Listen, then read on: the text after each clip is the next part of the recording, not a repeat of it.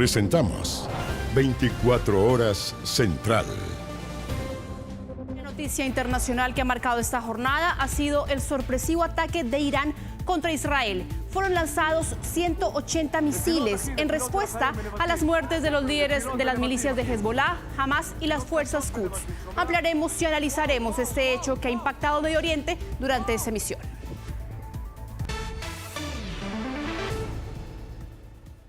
En la primera jornada de formalización, los tres exgenerales Mario Rosas, Ricardo Yáñez y Diego Olate enfrentaron a la justicia. Claro, 7 horas de audiencia en que el Ministerio Público relató en detalle diversos casos de apremios y violaciones a los derechos humanos ocurridos durante el estallido social y en los que los tres funcionarios habrían faltado a sus deberes y funciones de mando.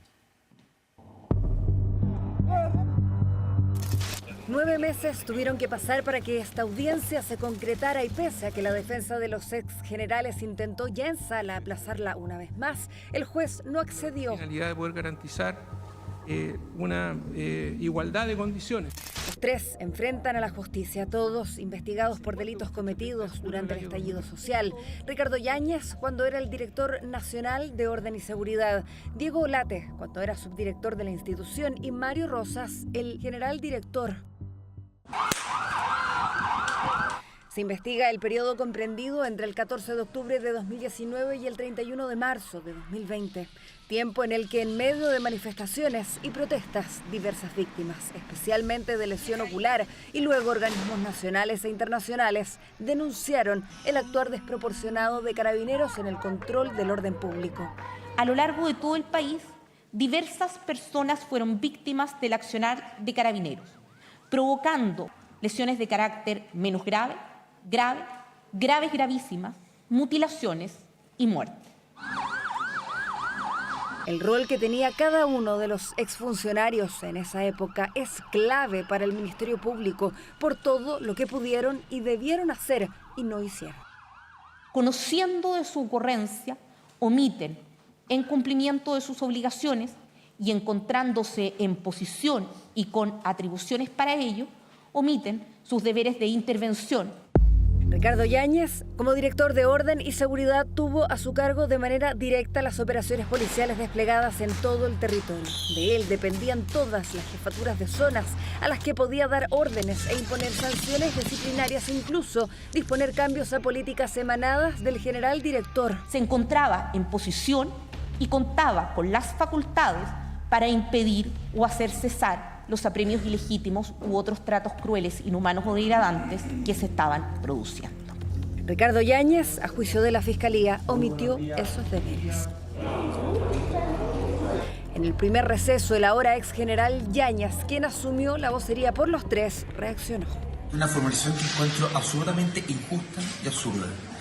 Quienes ejercíamos el mando en la época de mayor violencia desde la vuelta a la democracia, tuvimos que enfrentar con los medios, con los recursos que el Estado nos entregó, algo que se nos pide que era imposible. Cada uno debía resolver en fracción de segundo.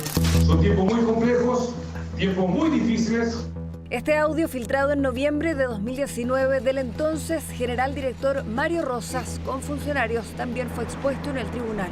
El imputado se mostró renuente a utilizar sus poderes disciplinarios, como se observa en afirmaciones que profusamente fueron expuestas por los medios de comunicación social. A nadie voy a dar de baja por procedimiento policial. Aunque me obliguen, no lo voy a hacer. Como máxima autoridad y por mandato constitucional, debía ser el encargado de preservar los principios y la doctrina de la institución, pero no dio órdenes para limitar, por ejemplo, el uso de armas no letales, impedir las detenciones arbitrarias, entre otros abusos. Que el personal subalterno a su cargo y bajo su mando estaban cometiendo. Entre octubre de 2019 y marzo de 2020 se interpusieron 1.312 querellas, casi un tercio por traumas oculares. En 229 de ellas existiría responsabilidad de mando directa de los tres exgenerales, detalladas una a una por la fiscal. Abraham Jesús Riquelme Díaz, Javiera de Lourdes Romero Becerra, número 111. Víctima Gustavo Adolfo Gatica Villarroel. Antes y durante el estallido, Carabineros de Chile contaba con un departamento de derechos humanos, que en octubre de 2019 pasó a ser la Dirección de Derechos Humanos, instancia bajo el mando del general Diego Olate. Su función era hacerlos respetar y promoverlos.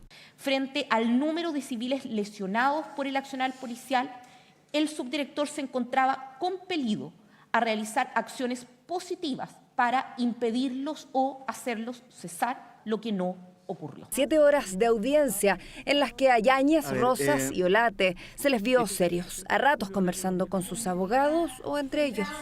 Carácter grave. Fiscal, un momento. Señor Yáñez, ¿puede guardar silencio? Se lo agradezco, ¿ya? Muchas gracias, señoría. Primera jornada de comunicación de cargos que generó diversas reacciones. Esto recién está comenzando, tenemos la convicción absoluta que nuestro representado no ha cometido ningún delito ni ha tenido participación en los mismos hechos, que se acreditará la oportunidad procesal correspondiente. Fue un gran paso, pese a que todavía hay un recurso en la Corte Suprema tratando de evitar la audiencia de hoy, esta se alcanzará a llevar a cabo. Y eso creo que es una buena noticia, en primer lugar para las víctimas. Este miércoles termina el plazo para que la Fiscalía comunique los cargos de los 3 imputados. También se podrían dictar cautelares. Luego habrá un receso de 7 días para que la defensa de los exfuncionarios prepare su respuesta. Considerada la causa de violencia institucional más importante desde el retorno a la democracia y que podría tardar varios meses en concluir. 1.524 archivos constan en la carpeta, unas 57.000 páginas. Bueno, y poco a poco el CESFAM del sector Bajos de Mena en Puente Alto está intentando retomar la normalidad tras la balacera de la semana pasada. Claro, trabajadores y pacientes siguen atemorizados pese al mayor resguardo policial. Este año se han registrado más de 7.300 episodios de violencia contra funcionarios sanitarios públicos. Yo llevo más de 30 años acá y nunca habían pasado esas cosas. Venía con la bolsita y en susto. Esperamos que no vuelva a suceder, pero no se sabe si va a volver a pasar o no. Yo vivo cerca igual, entonces se escucharon todos los disparos y todas las cosas. Allí uno tenía que estar encerrado nomás. Lo que sucedió la madrugada del jueves en el CESFAM Raúl Silva Enríquez en el populoso sector de Bajos de Mena fue la gota que rebalsó el vaso. Pero las agresiones, las amenazas, los insultos, aseguran los funcionarios, son pan de cada día. De hecho, hay trabajadores que prefieren no mostrar su rostro por temor. De qué seguridad vamos a tener en ese momento, si va a haber alguna represalia, etcétera, como con miedo de qué va a pasar. Más que nada con un poco de incertidumbre que no vuelva como a ocurrir. Lo mismo ocurre con los pacientes que han vuelto de a poco a recibir atención. Bajo de Mena está peor, aquí está reinando mucho los narcos y la fanda, el narcotráfico, pero está sumamente malo. Uno viene y no sabe con lo que se va a encontrar. Y en los 2 CESFAM, pues allá y acá. El jueves pasado, Corina necesitaba realizarse curaciones y se encontró con todo el operativo. Venía una urgencia con ella y no me pude detener porque estaba Carabineros, estaba la televisión, tanto. Hemos sufrido harto, no hemos venido a las curaciones que venimos con mi señora y hemos tenido que alargar la fecha. La protección policial permanente de Carabineros que dispuso la Fiscalía durante un mes les da algo de tranquilidad. Ahora hay harta seguridad, hay harto carabinero, entonces igual uno se siente más protegida que estén ellos ahí. Usted sabe, todos estamos medio un poco asustados con las cosas que están pasando y aparte el sector ya nos había tocado con el cargo Goitila y ahora nos tocó acá. O el personal de acá del consultorio, quien sea, no tiene la culpa de lo que les pase a los demás. Ellos están para ayudar y no pueden venir y atacarlos a ellos mismos. La mayoría de los funcionarios de este CESFAM enfrentan su turno preocupados por su integridad. Les ha tocado atender a pacientes sumamente agresivos. Ya lo hemos palpado y yo creo que esa sensación es lo que gatilló finalmente en toda esta situación que pasó en nuestro centro la semana pasada y que viene pasando en el centro Cargo Hostila también, que son estos episodios de agresiones. Y por supuesto que merma en nuestra capacidad de trabajo. Hasta ahora, todos están recibiendo apoyo psicológico. No hay ninguno con licencia médica. Pese a las amenazas, el equipo completo sigue cumpliendo sus funciones. Estamos con una actitud de poder avanzar de poder continuar con nuestras labores, tenemos ganas, tenemos toda la energía. Este sector es un sector que le faltan por lo bajo 60 carabineros al sector Bajos de Mena, y lo que se ve afectado es la seguridad de nosotros como funcionarios. Ya se está trabajando en el blindaje de la zona del Sapu.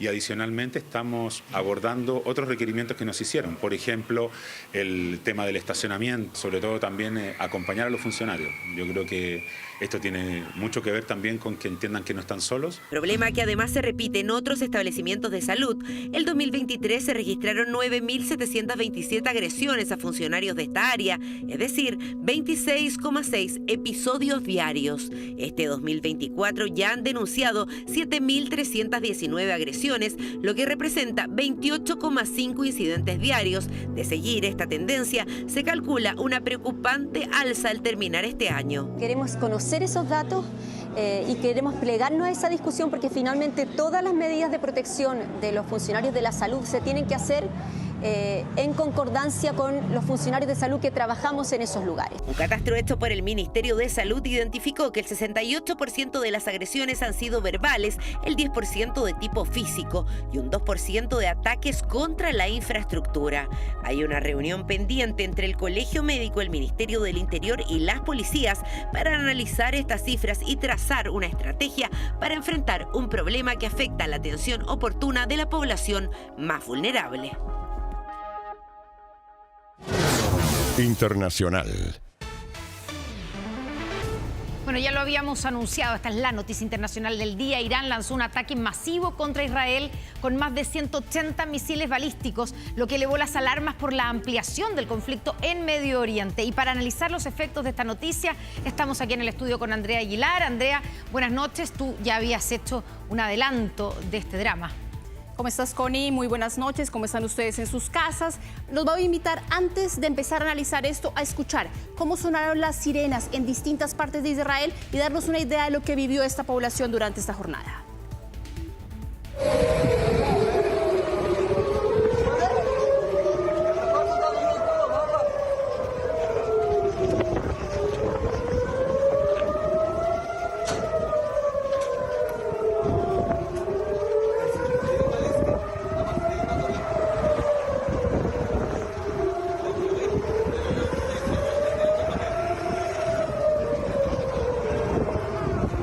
Escuchamos justamente el sonido de las explosiones y también de las sirenas, Connie, que alertaron a la población en decenas de ciudades de Israel, particularmente en Jerusalén y en Tel Aviv, que son una de las más pobladas, de que había un ataque en curso. Y vamos a ver justamente lo que ha sucedido durante esta jornada. Tenemos en nuestra pantalla lo que es el mapa, ¿no? Desde Irán hacia Israel. Estamos hablando de una distancia aproximada de 1.900 kilómetros, algo muy similar si ponemos, por ejemplo, en nuestro país, en lo que sería entre Antofagasta y Concepción, que son cerca de 1.800 kilómetros. Hay que recordar que Chile es el país más largo del mundo y por lo cual esto nos da una perspectiva del nivel de kilómetros que tuvieron que recorrer estos misiles, que la Guardia Revolucionaria de Irán aseguró que sus fuerzas usaron por primera vez misiles hipersónicos del tipo de Fatah, por primera vez, y que además que el 90% de sus misiles alcanzaron los objetivos, que eran infraestructuras militares de Israel. Importante mencionar también, Connie, que estos misiles no solamente fueron interceptados por el sistema, ¿no? Por el llamado o la llamada cúpula de hierro, sino también por algunos buques de guerra de la Armada estadounidense que dispararon también una docena de interceptores en contra de esos misiles iraníes. No, lo habían advertido, de hecho, en Estados Unidos y le advirtieron a Israel, le habían advertido también al Líbano que si atacaban, ellos iban a interceder. Y justamente mencionas un punto importante y vamos a pasar al siguiente mapa porque estamos hablando de un conflicto que se desarrolla o que se desata después de que Israel en la noche de ayer finalmente confirmara que iba a haber una invasión controlada así hacia Líbano. Y estamos viendo ahí cómo avanzan algunos militares israelíes en esta frontera con Líbano, y desde Líbano Hezbollah había estado en las últimas horas también respondiendo estos ataques. Y nos habla, por supuesto, del conflicto que hay en Medio Oriente, de lo que ha sucedido en las últimas últimas horas y de cómo se puede ir expandiendo también esto y volverse una guerra que ya no solamente está en la Franja de Gaza y en el Líbano, sino que ya vincula a quizás una de los poderes, ¿no?, fácticos más grandes en Medio Oriente, que tiene que ver con el poder del régimen persa. Exactamente, y ese es el gran temor, y este es el gran temor que comenzó ya desde el año pasado. Ahora se cumple exactamente, ¿cierto?, un año desde el 7 de octubre y ese ataque de Hamas a Israel. Y una de las temores que hubo siempre, que estaba siempre latente, era que esto se expandiera y que se sumaran más actores, como por ejemplo el caso de Irán. Y eso es lo que está pasando un año después. Y además de esto, Connie, es importante mencionar que Israel siempre ha señalado que Irán es el que está detrás de todos los ataques que hay en contra de su territorio. Irán es el que finalmente financia a las milicias chiitas, hablamos por ejemplo de Hezbollah, pero también es el gran financiador de Hamas. Y también en Yemen, recordemos que los hutíes en los últimos días también se habían dado algunos ataques. Recordemos además, vamos a pasar al siguiente mapa para ver lo que está haciendo el impacto, particularmente en esta zona y cuáles han sido las zonas también más afectadas, ¿no? Estamos viendo al menos en la zona de Líbano, la zona de Tiro ha sido una de las más afectadas, por supuesto también la zona de Beirut, que hay que recordar hace al menos 20 años que Israel no bombardeaba directamente Beirut, y finalmente también las zonas del norte de Israel se están viendo impactadas por lo que ha sido la respuesta de Hezbollah. Pero ¿qué ha sucedido durante esta jornada y cuál ha sido el impacto en la comunidad internacional? Lo vamos a ver en la nota de Fernanda Navarro.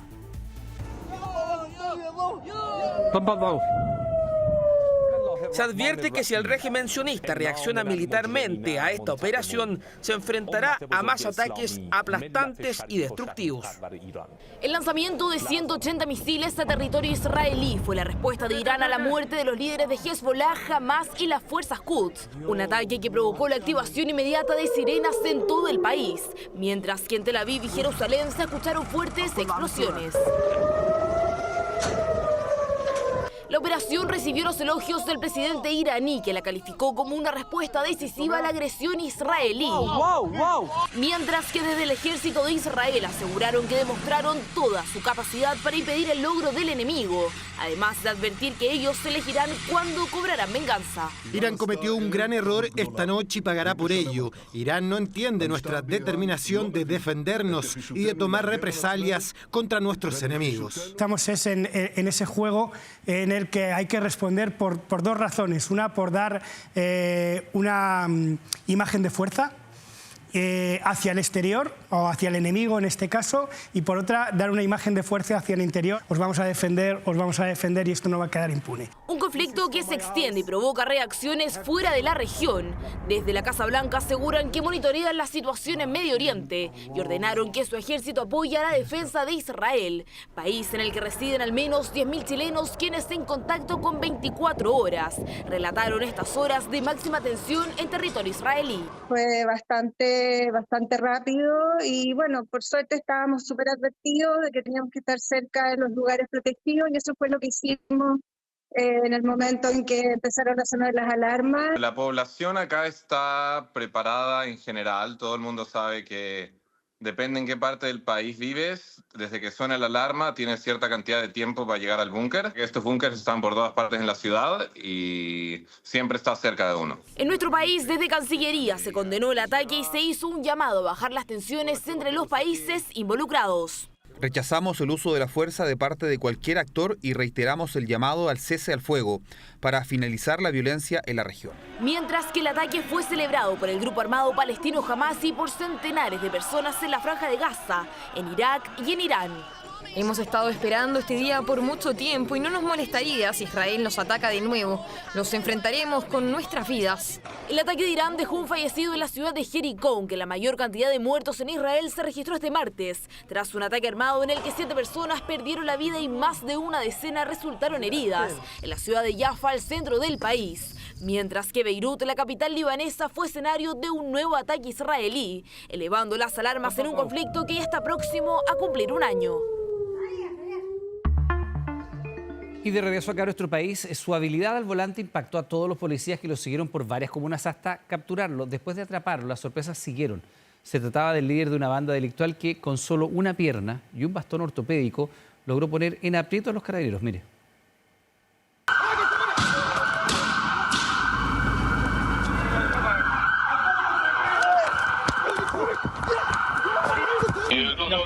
Por Aire y tierra, los esfuerzos estaban desplegados. Un auto había escapado de una fiscalización. Desde Independencia avanzó 3 kilómetros. Un paso bajo nivel en Renca sería el fin de la huida, luego de que el auto chocara. La sorpresa fue mayor cuando se conoció quién estaba detrás del volante. El conductor del vehículo era la persona que le faltaba una extremidad, quien es la que maniobraba el vehículo. Luis Acevedo es su nombre. Con 18 años tiene órdenes vigentes por receptación y microtráfico. Sorpresa causan los expertos, lo que dicen es una habilidad utilizada para delinquir con una muleta. No puedo desconocer su habilidad y utilizaba un bastón canadiense que te permite, ¿no es cierto?, poner acá el brazo y tiene es casi un joystick y eso le permite acelerar, frenar, acelerar, frenar. Antes de seguir hablando de este talento peculiar del conductor, falta responder una pregunta. ¿Qué los hizo escapar? El encargo es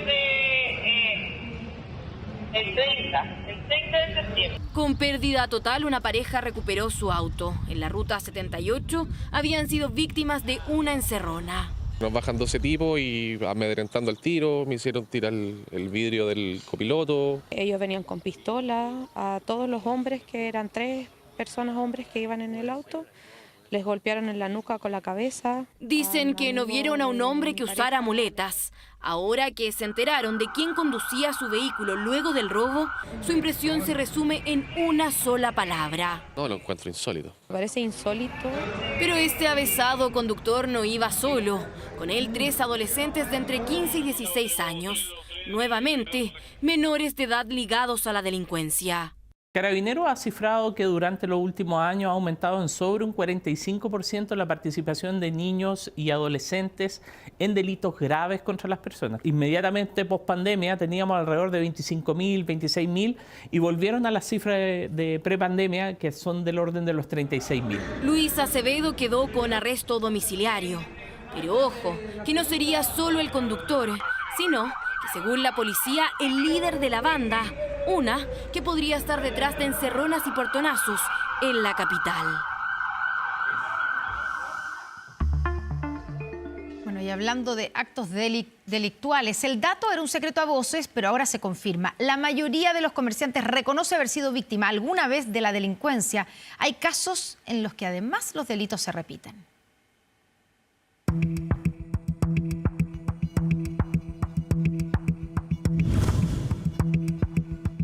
Desde un hurto simple o robo hormiga hasta un turbazo que genera grandes pérdidas económicas. Es lo que viven al menos 6 de cada 10 locales comerciales, según cifras de la Cámara Nacional de Comercio. Fui asaltada, entraran con pistola y todas esas cosas. Me estoy recién recuperando del golpe y tras otro y otro.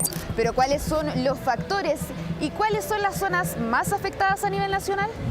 Amador es dueño de la librería Mistral en Temuco, a la cual le ha dedicado más de 50 años de su vida. Desde hace un tiempo se convirtió, asegura, en el casero de la cuadra. Solo en lo que va del año recuerda al menos 4 asaltos. Desde ahí, dice, dejó de contarlos. Cuando tú te estás fiando, confiando de que está ok, tras cartón. Entonces ya tú tienes el negocio blindado por todos lados, ya no sabes dónde más. Me han dado golpes severos, fuertes, la verdad. De los delincuentes aún nada se sabe. Incertidumbre en la que vive, según las estadísticas, más del 80% de las personas que sí llega a denunciar, pero que no recibe respuestas. Suerte distinta a la que corrió Elaine, dueña de una reconocida joyería nortina. Los delincuentes que la apuntaron con armas de fuego fueron localizados, pero el drama ahí no acabó. Ha llegado demasiado delincuente y eso nadie lo estaba parando. Nosotros antes trabajábamos desde las 9 de la mañana hasta las 9 de la noche, 10 de la noche, si era necesario. Hoy día yo trabajo de las 10 de la mañana hasta las 5:30 de la tarde. Y justamente las historias de Amador y Elaine se convierten en el reflejo de 2 ciudades, Temuco y Antofagasta, que están dentro de las 4 a nivel nacional con más índices de victimización, además de Valparaíso, que va puntera, seguida de Santiago. También preocupa hoy día cómo se desplaza la confianza que antes existía en nuestras autoridades hacia los pares de los comerciantes de los distintos barrios comerciales encuestados. Y claro, porque invertir en recursos y en seguridad se ha transformado en un ítem ya contemplado en el presupuesto mensual. Hoy existen opciones realmente futuristas. Sí, es un perro robot, parece sacado de película, pero es real, el único en Chile que se encuentra disponible para arriendo y que se podría convertir en la salvación o nueva adquisición si de seguridad se trata. Monitoreo de condiciones, ya sea inspecciones térmicas, visuales, de sonido. Utiliza un sensor LIDAR en la parte trasera, más que nada para ubicarse en espacio real y en tiempo real. Alto dato, pero enfocado principalmente a grandes comerciantes, a bodegas y espacios comerciales de gran envergadura. Porque en Barrio Patronato, por ejemplo, los métodos son otros. Ulises se ha organizado con su comunidad para buscar sistemas de seguridad que les permitan literal blindarse. Tenemos una inversión de más de 100 millones de pesos al año en seguridad que pagamos nosotros los mismos locatarios, la vamos financiando mes a mes. Tienen seguridad propia en algunos casos, otros tienen un pito, otros tienen una alarma, cada cual van tienen un WhatsApp. Todos van buscando un mecanismo una forma, sí. Todo eso suma. Están cansados de ser estigmatizados, sus ventas han bajado considerablemente y quieren volver a ser ese patronato que se caracterizaba por su enorme potencial económico. Este sector ha sido la chimba, ha sido el patio trasero Santiago, y hoy día por la infraestructura que tiene todo el sector seguimos siendo el patio trasero. Un punto importante a considerar si hablamos de factores que hacen proliferar la delincuencia, y es que por un lado tenemos el comercio ilegal a los pies de lugares establecidos que se convierten en un caldo de cultivo para los antisociales y el crimen organizado, y por otro el barrio y su imagen. La imagen que hoy día tiene el sector de Mapocho con todos estos rucos en situación de calle tampoco es agradable para la vista del público, de la gente que pasa, y de alguna manera siente una sensación de inseguridad muy grande. Y es que, claro, lamentablemente en estos casos la apariencia pareciera ser que sí importa. Lo cierto es que mientras hay quienes prefieren olvidar estos episodios, cuando la gente me pregunta, no, por favor, no me toque el tema porque es muy sensible. Hay otros que se niegan a solo dejarlo pasar, se sienten desprotegidos y necesitan un plan de seguridad sectorial.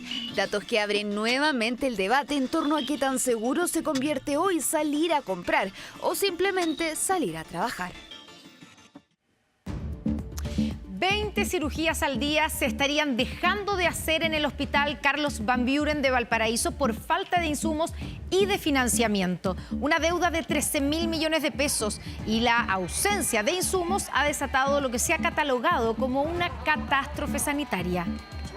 Todo esto que le están haciendo ni siquiera es para operarlo, porque lo van a ver. Papel en mano salió perpleja desde el Hospital Carlos Van Buren. Exámenes y hora médica que, según María, ningún sentido tienen para tratar la enfermedad de su marido. Hace 7 años espera ser operado de la cadera. Sin embargo, esta semana se enteró que fue derivado a rehabilitación sin siquiera pasar por pabellón.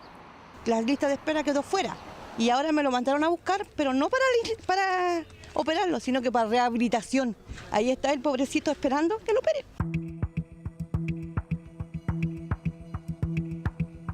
Efectos del millonario déficit presupuestario que golpea el principal recinto de salud de la región de Valparaíso. El complejo escenario provocó el cierre de 9 de los 16 pabellones, además de retrasos en cirugías y la interrupción de procedimientos para pacientes oncológicos. Falta de insumos es algo recurrente, es habitual que las enfermeras tengan que partir los parches cuando hacen curaciones. No queremos ser más tratados con infraestructura pobre. Están los pacientes oncológicos hoy día que no pudieron ser atendidos la semana pasada. De 2.500 firmas para poder ser presentada al gobierno. Es el símbolo de una grave crisis sanitaria que causó la molestia de los gremios de la salud. La compleja situación económica ha obligado a seleccionar cirugías y suspender la instalación de catéteres para quimioterapias. Hoy día se habla de 20.000 millones de pesos que se necesitan para poder garantizar al menos el término del año para el Hospital Carlos Van Buren. 20 días con pabellones cerrados. ¿Qué están esperando? ¿Que se muera alguien? Siempre ha sido difícil, pero la dificultad de este año es realmente inédita. Hace más de 24 horas que mi papá está con un tumor renal. Una grave acusación que trae a la memoria lo ocurrido en 2018 y 2019, años marcados por movilizaciones, falta de recursos y largas horas de espera. Ustedes pueden ver el colapso que hay y nadie hace nada. La deuda de arrastre bordea los 13.000 millones de pesos, una cifra que sigue creciendo en un recinto asistencial que tiene un gasto diario de 150 millones solo en agua, gas y luz. Gremios y autoridades exigen aumentar el financiamiento y presentaron un recurso de protección para garantizar el acceso a las prestaciones de salud.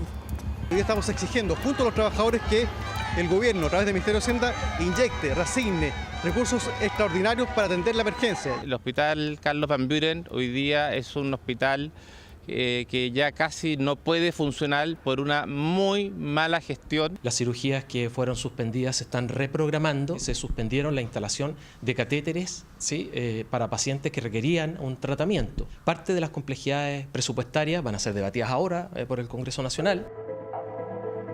A través de cirugías reprogramadas y la reasignación de recursos transitorios se busca, al menos por ahora, dar continuidad al servicio en el principal recinto hospitalario de la red Valparaíso San Antonio, hospital que mira a la Ley de Presupuesto 2025 como una opción para salir de la crisis.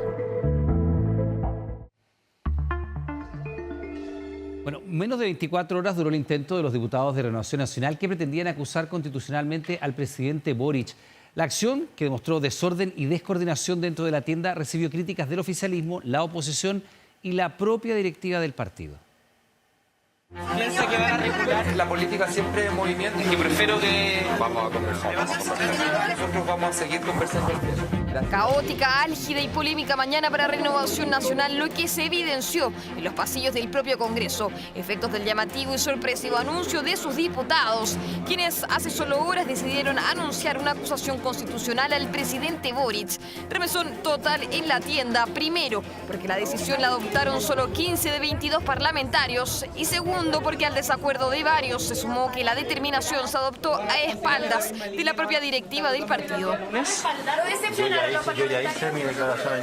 Llamado a reconsiderar el anuncio que se materializaría a más tardar el próximo lunes. Libelo que, aunque muchos comparten el fondo, indignó por la forma en que se apuntó al mandatario como el principal responsable de la crisis de seguridad en el país. Incomodidad manifestada en una reunión de emergencia del partido en Valparaíso que, tras una hora, determinó retroceder. Existen todas las condiciones jurídicas para eventualmente acusar al presidente de la República.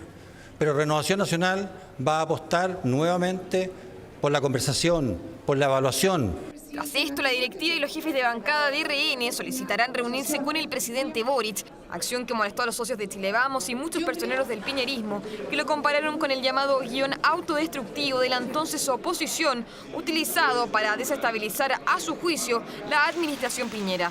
Obviamente fue un error. Estas decisiones tan relevantes para el país tienen que ser consensuadas mínimo con los socios, conversarse. Hoy día se vuelve a encauzar el sistema político, la Constitución y el régimen presidencial. Arremetida incomprendida encabezada por la diputada Jimena Osandón, siendo la jefa de bancada, dijo por un libelo que se anunció y archivó en menos de 24 horas. Insistimos, están los argumentos jurídicos, pero tal vez no está el ambiente político. Y ese mea culpa se hace, por supuesto que se hace, mea culpa, ¿sí? Absolutamente. Justamente que esa parte no la medimos, nada más. Autocrítica para muchos insuficiente por una acusación reconocida internamente como un error. Da cuenta de la necesidad de ser muy responsable a la hora de utilizar estos instrumentos que representan una distracción que no contribuye a lo que el país necesita y por eso valoramos que finalmente se haya tomado la decisión de no perseverar. Fracasada ofensiva que se sumó al listado de fallidos juicios políticos. El último, el Partido Social Cristiano, que apuntó a Carolina Toá en julio pasado. En el Congreso muchos recuerdan esta frase cuando la acción por esos días fue anunciada. Hay que ser lo suficientemente responsables y realistas para proponer algo como eso. Al parecer los colegas del Partido Social Cristiano no han aprendido nada de los errores anteriores. La acusación en contra de la ministra del Interior, Carolina Toá, es otro problema para RN y sus socios.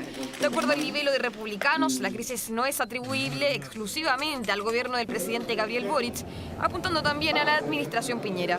La acusación constitucional es contra la ministra Toá.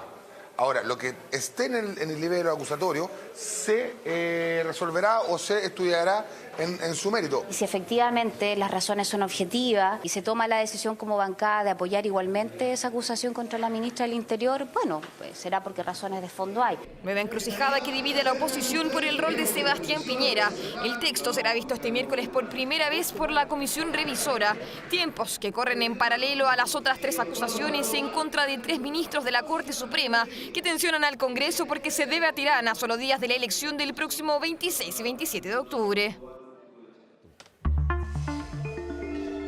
Malas noticias para el bolsillo. Primero fue la luz y ahora el agua. En el marco de los procesos tarifarios del agua, más de la mitad de los clientes verá ajustadas sus cuentas. Claro, los expertos prevén de hecho un alza debido a los efectos del cambio climático, lo que hará subir los precios para, atención, los próximos 5 años. Una noticia que los hogares reciben, por supuesto, con preocupación. Todo sube y la plata no se ve. Qué raro que suban las cosas hoy en día.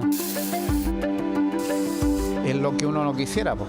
El agua se suma a la lista de servicios básicos que podrían aumentar su costo. Más de la mitad de los chilenos enfrentaría alza en sus cuentas debido a los procesos tarifarios que están llevando a cabo 9 empresas sanitarias. Los estudios tarifarios de la empresa va a tender a lo menos a mantener, si no es que aumentar la tarifa. Yo creo que no era superar el 2-3% en el peor de los casos.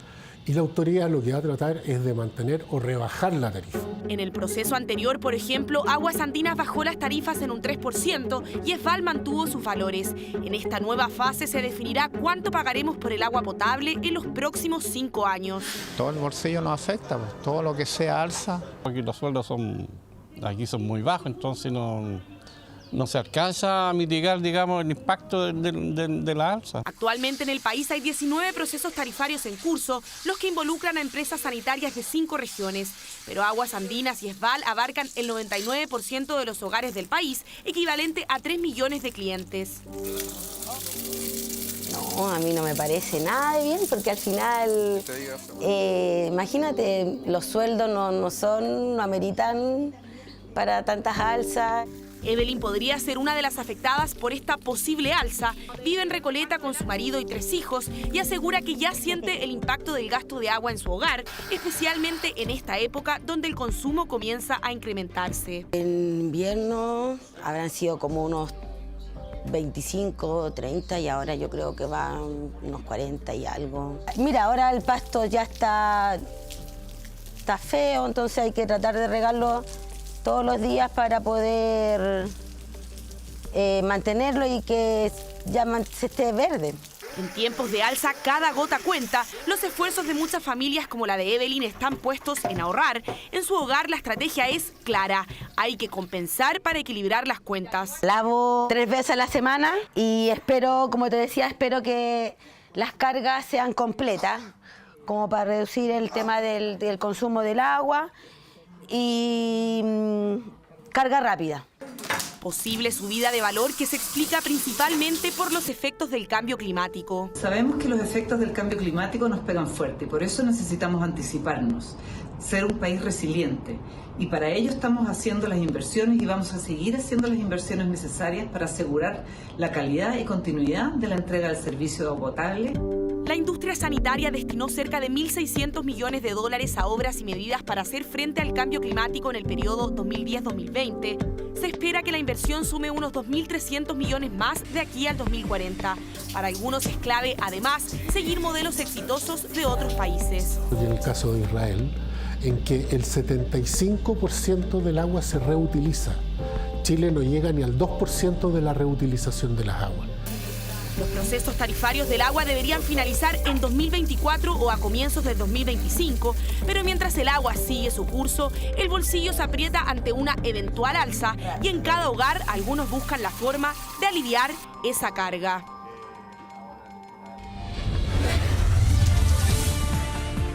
Chile elige tu barrio, tu comuna, tu región.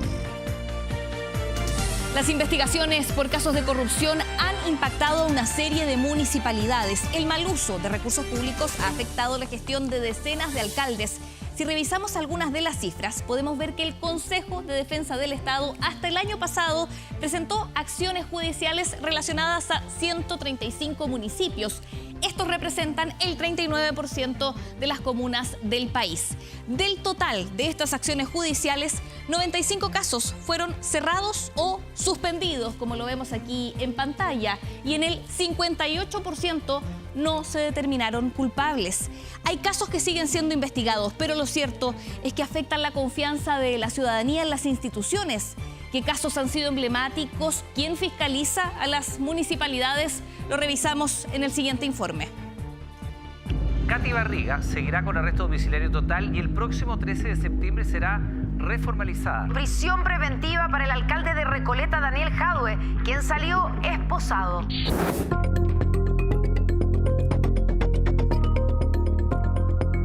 Lo que ocurre con los casos de corrupción es que van produciendo en la ciudadanía una desafección cada vez mayor respecto de las instituciones políticas. La corrupción no es desvío de recursos, corrupción es abuso de poder.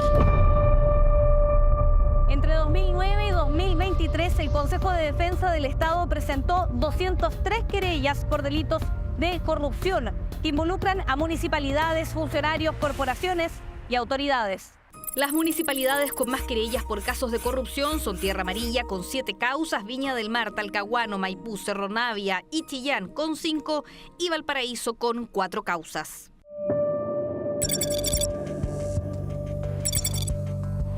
Hay casos emblemáticos como el de la municipalidad de Vitacura, donde quien fue su alcalde por 25 años, Raúl Torrealba, es investigado porque habría creado un mecanismo en donde millonarios fondos municipales pasaban a corporaciones como Vitacultura o Vitajoven y luego directo a su cuenta corriente.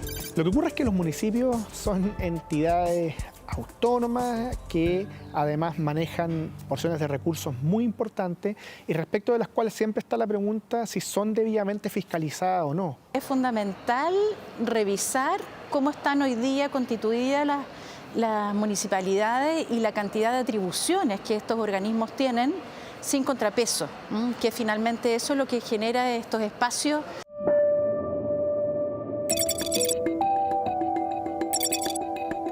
En Maipú, la ex alcaldesa Katy Barriga cumple arresto domiciliario desde enero. Es investigada por delitos de fraude al fisco y falsificación de documentos públicos. Lo que uno observa, si uno piensa el caso de Maipú, por ejemplo, es que era un municipio que en algún minuto estuvo en manos de la UDI y luego, una vez que ocurre todo lo que hemos conocido, ¿cierto?, con la exalcaldesa Barriga, bueno, es natural de que hoy día ese municipio sea un bastión del mundo del Frente Amplio.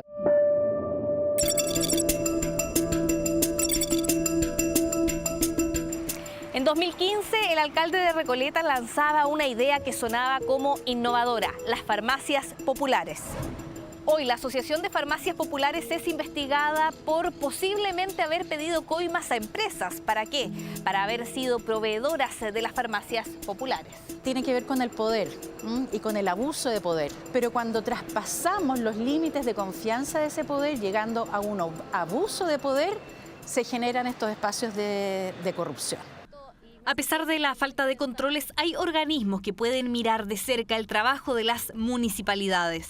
Es cierto que hay dos órganos controladores, por una parte la Contraloría General de la República, que revisa y toma control de los actos administrativos que se toman, y por otra parte el Consejo para la Transparencia, que lo que busca, ¿no es cierto?, es que haya acceso, ¿no es cierto?, que sea posible saber lo que está ocurriendo al interior de los municipios. Otro aspecto muy relevante es el rol que deben cumplir los concejales, porque ellos sí que debiesen ejercer un rol de contrapeso de las decisiones y después la ejecución de ciertas decisiones por parte de los alcaldes. Los expertos coinciden, más allá de los cambios legislativos que pueden mejorar los controles a las municipalidades, es vital empoderar a la ciudadanía para que ejerza un rol fiscalizador y vigilante de las autoridades que eligen para sus comunas.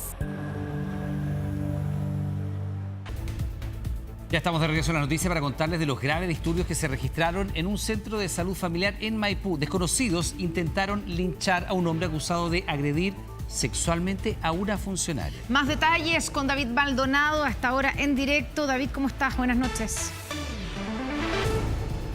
¿Qué tal? ¿Cómo está? Muy buenas noches. Piedras, botellas y lo que encontraron a su paso lanzaron hasta el interior de este centro comunitario de salud familiar ubicado en la comuna de Maipú para, como tú lo decías, linchar a un hombre que se encontraba resguardado en su interior. Esto luego de que una joven que trabajaba hace solo 3 días al interior de este centro asistencial lo acusara inicialmente y luego hiciera la denuncia formal por abuso sexual que se da en un contexto con esta persona, que es un hombre adulto, que es su compañero de trabajo y que presentaba funciones como guardia de seguridad, aprovechando que no había más personal que se encontraba en una reunión, la encerró en un box y como acusa acusa a ella y lo denuncia formalmente, abusó sexualmente de ella. Rápidamente llegó la familia de esta joven hasta el lugar, se juntaron muchas personas en el exterior y cuando ya eran cerca de 20 personas logran entrar al centro asistencial, rompen la puerta de ingreso, llegan hasta donde está este hombre escondido al interior de un baño, que rompen la puerta del baño y lo golpean en reiteradas ocasiones causándole daños de alta gravedad. Finalmente llega personal de control de orden público, logra sacar a la turba, resguardan el lugar y se fueron juntando más personas al ojo. Contamos cerca de 100, 150 personas que estaban intentando entrar al lugar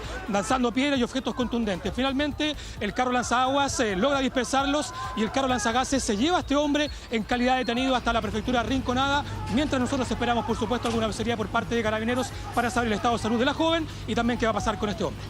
Otra vez vemos que hay funcionarios, en este caso una funcionaria de la salud pública, que están ahí con la seguridad bastante vulnerables. Buenas noches, David, muchas gracias. Estamos viendo 24 Horas Central. Estamos de vuelta en las noticias. A sus 62 años, Claudia Sheinbaum se convirtió en la primera mujer presidenta de la historia de México. Al cambio de mando asistió el presidente Gabriel Boric y desde allá nos informa Marian Basso. Marian, buenas noches. Hola, muy buenas noches. Acá muy buenas tardes. Son 3 horas menos, por eso todavía ven la luz del día. También ven a los trabajadores de los medios de comunicación que siguen acá en el Palacio Legislativo, donde se realizó el cambio de mando de Claudia Sheinbaum y donde el presidente de la República, Gabriel Boric, también participó de esta toma de posesión. Eso sí, no ha hecho comentarios a los medios de comunicación más que a través de sus redes sociales, señalando que hay que seguir fortaleciendo la relación con México en distintas materias, en derechos humanos, protección a la democracia, también en la justicia y la seguridad. Y ese es un punto importante que también Claudia Sheinbaum tocó en su discurso, en su primer discurso como primera presidenta de México. Vamos a pasar a revisar lo que fue esta jornada en la nota de Sebastián Marín.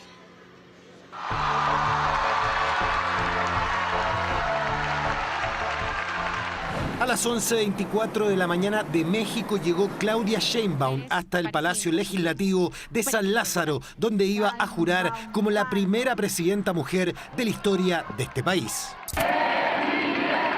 La sala del Congreso estaba llena de parlamentarios, adherentes y mandatarios de otros países que llegaron hasta este lugar para presenciar el histórico momento que se inició con un sentido abrazo entre la actual mandataria y su antecesor y mentor, Andrés Manuel López Obrador. Honorable Congreso de la Unión, pueblo de México, protesto guardar y hacer guardar la Constitución Política de los Estados Unidos Mexicanos. Así juramentó la mujer de 62 años que marca un antes y un después al convertir a México en el primer país de Norteamérica en tener una mujer como presidenta. Luego fue el turno de recibir la banda presidencial con que se selló la solemne ceremonia. Soy madre, abuela, científica y mujer de fe. Y a partir de hoy, por voluntad del pueblo de México, la presidenta constitucional de los Estados Unidos mexicanos. Jornada en la que también estuvo presente el presidente de Chile, Gabriel Boric, quien valoró el histórico momento que vivió durante esta jornada en México.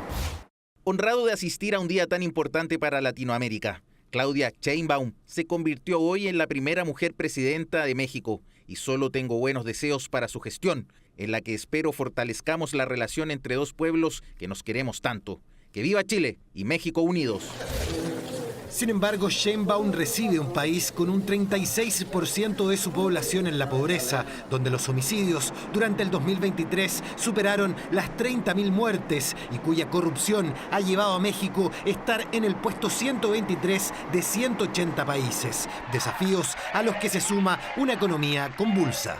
Hereda un déficit del 6%, un déficit fiscal, y ella ha dicho que no llevará a cabo una reforma fiscal que urge en México y pues ella tendrá que ver cómo hace para cubrir ese hueco, digamos, que se ha generado en el erario público. El gobierno de Sheinbaum también será histórico porque tendrá un gabinete con igualdad paritaria, misma situación que ocurrirá en el Congreso con 250 mujeres y 250 hombres como parlamentarios. Promoveremos la inversión pública y la inversión privada. Lo digo con toda claridad. Tengan la certeza que las inversiones de accionistas nacionales y extranjeros estarán seguras en nuestro país. Son las postales que dejó el histórico ascenso al poder de la primera mujer en México en más de 200 años, quien desde ahora será la encargada de asumir las riendas de uno de los países más grandes de América Latina. Empezó octubre y el Congreso Nacional se viste de rosado para dar inicio al mes de concientización por el cáncer de mama. La actividad impulsada por parlamentarios y la Fundación CARE, que preside Cecilia Boloco, tiene como objetivo llamar a las mujeres a realizarse la mamografía. El cáncer de mama es la principal causa de muerte, de hecho, en las mujeres chilenas. Al día, 5 mujeres mueren por esta enfermedad y solo el 40% se realiza un examen preventivo. Parte de la campaña realizada por la Fundación incluye la realización de mamografías gratuitas a lo largo de todo el país para así tratar y curar el cáncer. Hacemos una pausa. Estamos de regreso de inmediato en 24 Horas Central. Ya volvemos con 24 Horas Central. Fíjense lo siguiente, en la elección de los próximos días 26 y 27 de octubre va a ocurrir una situación bien curiosa en estas 3 comunas del país. En Camarones, que está en Arica y Parinacota, en Santa María, que está en la región de Valparaíso, y en Curaco de Vélez, en Los Lagos. Aquí los candidatos a alcalde corren solos, es decir, no tendrán rivales y solo les bastará un voto para ganar. ¿Cuáles son las 3 historias detrás de los casos? Lo vemos en el siguiente reportaje. Una en el norte, otra en el centro del país y la última escondida en los laberintos de Chiloé. ¿Qué tienen en común 3 comunas tan disímiles y lejanas como Camarones, Santa María y Curaco de Vélez? Si no voto por mí, mi mamá no vota por mí. Basta su propio voto, ¿no? Basta mi propio voto. Mira. Oiga, pero ahí está más. Oiga, vaya a comer picarones, está re bueno. Todas ellas tendrán una sola candidatura a alcalde o alcaldesa, un solo nombre en la papeleta. Postulantes que necesitan apenas un voto para sentarse en el sillón municipal. Pensó que ninguno más se iba a atrever a competirle. Porque a mí también me impresiona bastante, porque no tenemos otra opción. No es culpa de él que no se presente otro.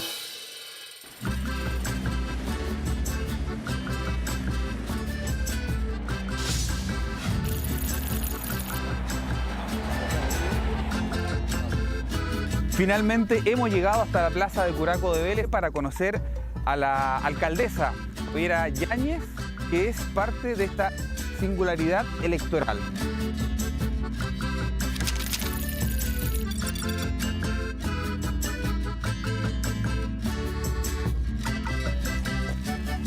Cuénteme cómo se explica que solamente le baste un voto para ser reelegida como alcaldesa. La comuna más pequeña de Chiloé, la menos poblada, volverá a tener a Javiera Yáñez Rebolledo como alcaldesa. Abogada independiente, exconcejala, le bastará un solo voto para extender su mandato por 4 años más. Igual un poco fome porque no hay, no es emocionante. Pensó que ninguno más se iba a atrever a competirle. Pues. Que no tuvo competidor nomás y ella lo ha hecho muy bien. Yo voy a hacer lo mismo que pensaba hacer antes de que no supiéramos que hay rival, porque hasta última hora hubo muchos rumores de quién iba, quién no iba. La verdad, nunca nos hemos detenido a pensar quién va a competir o quién no va a competir. Siempre nos hemos detenido a pensar en trabajar. ¿Le parece que vayamos a conocer parte de la historia de la comuna y de las problemáticas? Me parece. Vamos.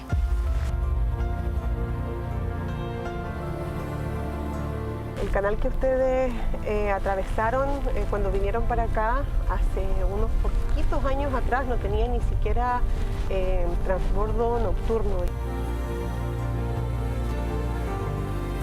Para llegar a esta comuna hay que dejar el archipiélago principal y cruzar en barcaza desde Dalcao a la isla de Quinchao. Hace poco no había transbordador nocturno en caso de emergencias, y es que a pesar de los avances de una comuna que tiene un foco importante en el cuidado de sus santuarios naturales, la conectividad surge como la principal problemática, aunque no la única.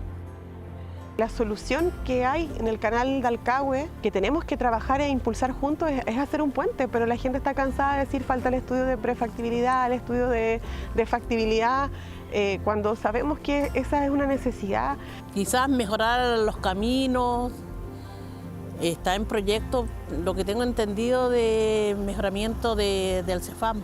Me gustaría mucho para un adulto mayor, por ejemplo, una casa de acogida. El año pasado yo estaba tratando de insistir en el Ministerio de Transportes que podamos tener un sistema interno de subsidio, tal como existe en Santiago, pero para que la gente, y principalmente adultos mayores, puedan venir desde los distintos sectores rurales a la comuna, disminuyendo los costos operativos de lo que hoy implica un flete. Acá no existe Uber.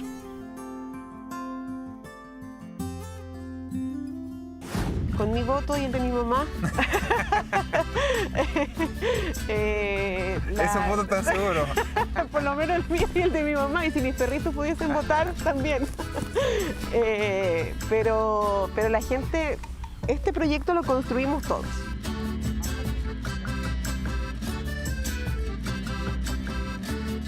Muchas gracias. Que te vaya bien. Nos vemos.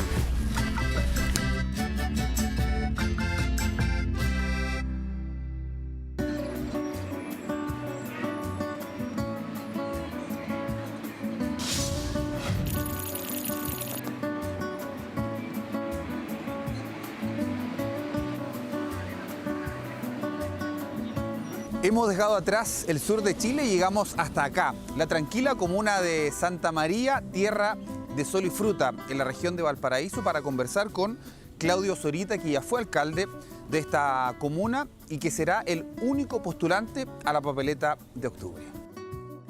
Claudio Zorita Ibarra, profesor de educación básica con militancia PPD, correrá solo esta carrera municipal.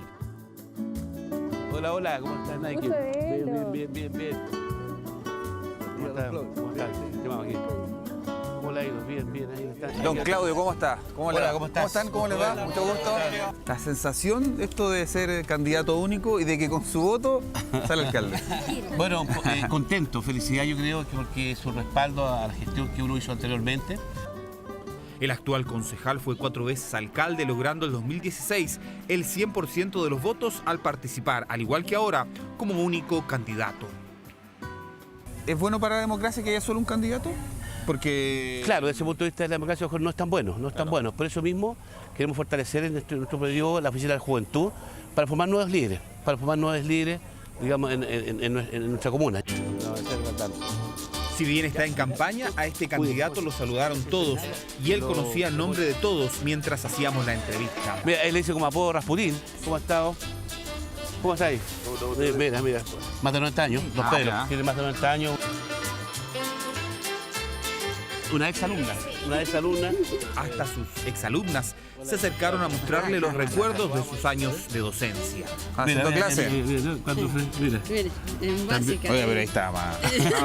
Es que era profe, era profe de ese tiempo más delgado. Exacto. Después llegué a la alcaldía más sentado y pasó. Solamente eso. Cuando te inscribiste, ¿sabías ya que iba a ser candidato único? No. En ese momento cuando yo me inscribo, había nombres todavía, habían 2 nombres que estaban dando vueltas, y después yo creo que todos evalúan. Yo creo que si yo voy a ser candidato en un lugar X, hago una pequeña encuesta, veo cómo estoy y veo si tengo posibilidades. Que no es problema del candidato ni de la comuna, sino o sea, al final como de la comuna en cierta forma, porque no hay más personas que se atrevan a ocupar un cargo.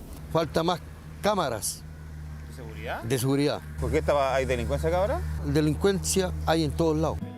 A pesar de su sosegada apariencia, los santamarianos les preocupa la inseguridad de su comuna. También buscan dar solución a un problema grande. Al igual que otras localidades del Valle de la Concagua, Santa María sufre por una crisis hídrica que ha arrasado con hectáreas de cultivo.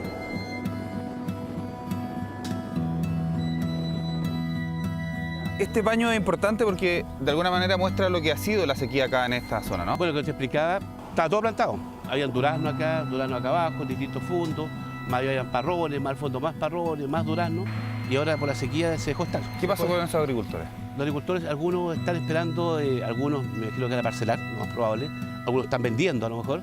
Bueno, y la idea es que lo que hagan apoyarlo, porque ellos son dueños de sus campos, algunos parcelarán, bueno, lo apoyaremos que parcelen, llegará gente, y veremos, como te digo yo, gente que esté especialista para que vaya a trabajar con ellos. Ya volveremos con Santa María, pero antes recorramos la última comuna con esta singularidad.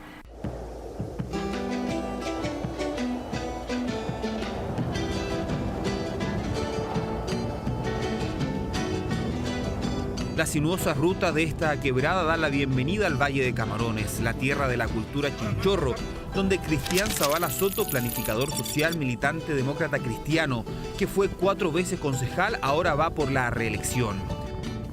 ¿Cómo está, don Cristian? Uy, acá. Oye, tremenda olla.